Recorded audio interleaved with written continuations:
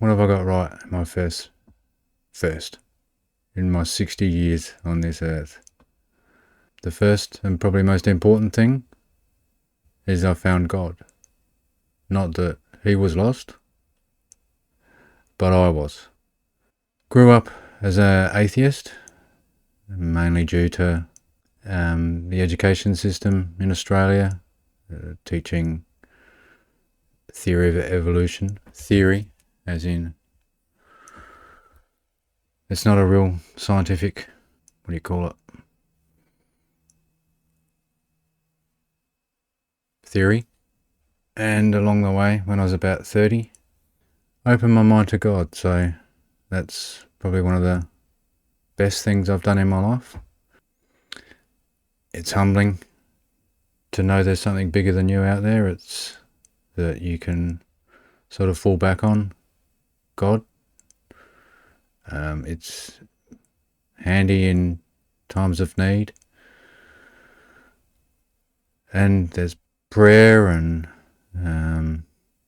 ethics and morality that it gives you, and meaning. It adds meaning to your life. So that would be the biggest thing I got right so far.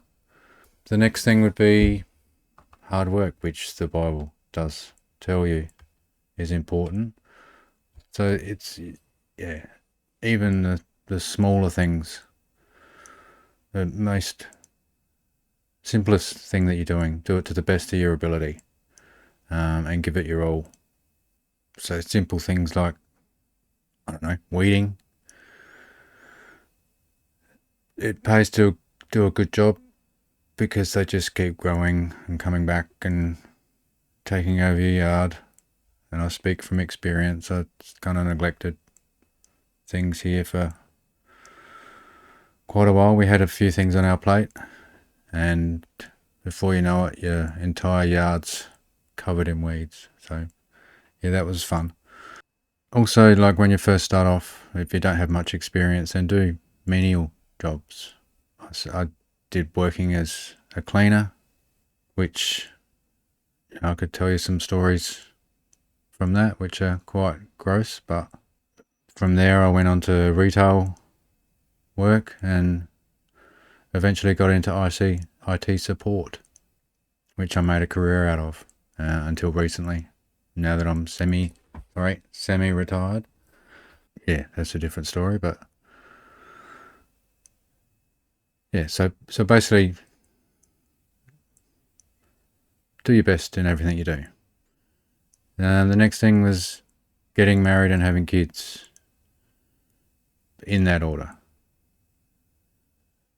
Marriage is, in my opinion, the kind of structure behind society, having families and bringing up the next generation, which isn't always easy, but it is rewarding. And one thing my wife sort of pushed on was not waiting too long. I was sort of, no, we're not ready to have kids yet. We don't have enough money or collateral behind us. But she was right, yes. So I think I had my first child when I was 34. And then we had two more. So we have a son and two daughters. And yeah, I gotta say, sons are easier. At least for us, they were. But also, like, keep your passions and your hobbies. Because as we found out, kids do leave. We're down to one in the house now, and she's moving out soon. So it'll just be the wife and I. And part of me being in semi-retirement was to spend more quality time together, my wife and I. So that's worked out well. The next thing would be, don't be afraid to admit when you're wrong. That's something that took me a little while to learn, but no one's perfect. So the sooner you work that out, the easier things will be. So learn from your mistakes, put them behind you, and don't beat yourself up about them. Everyone makes mistakes. Try not to make too many stupid mistakes, which I haven't done too many stupid mistakes. When you're young, you always do. But try and minimise those, and yeah, harm minimisation, I guess it is. And also along those lines, saying sorry goes a long way, especially in a marriage. If you can, things do get hard or heated. So if you do make a mistake or say something stupid or do something insensitive, then yeah, just admit it and say you're sorry, and hopefully you can move past it. Another thing that we did was started with a fixer-upper house. So the first house we had was 100-year-old stone cottage, semi-detached, which was pretty run down and pretty cheap, and took a lot of effort to get it up to scratch, as it were. It eventually, long after we had it, was heritage listed, so that would have changed things a lot.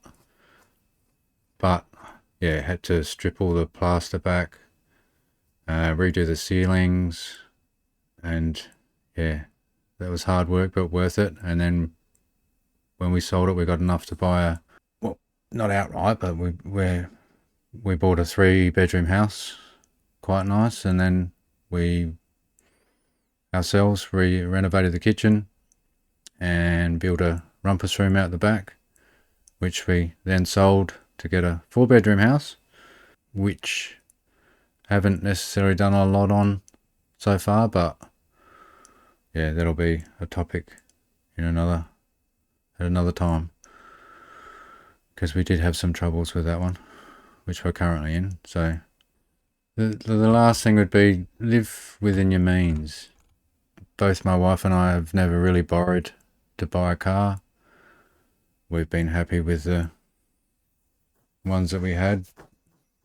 We did get a payout from work, one of my jobs, 10 or so years ago, which we finally bought some semi-decent cars with. But yeah, you never taken out a loan for a car, because it's not worth it. They devalue, and you don't really need it. My second-hand cars have got me everywhere that a new car would, sort of thing. So, and credit cards, they're bad, evil things. The amount of interest you pay on it. We had credit card for a while, but we always kept it maxed out, and we were just paying interest on it. The interest was ridiculous. So eventually we worked out that credit cards aren't our thing. So unless you can keep it at zero balance every month, then steer clear of them. So basically, be thankful for what you have. It doesn't need to be the latest and greatest. Yeah, just be happy with mediocre, I think. Until you can sort of pay it off, then yeah, no need to go too extravagant. Anyway, thank you for listening, and we'll see you in the next one.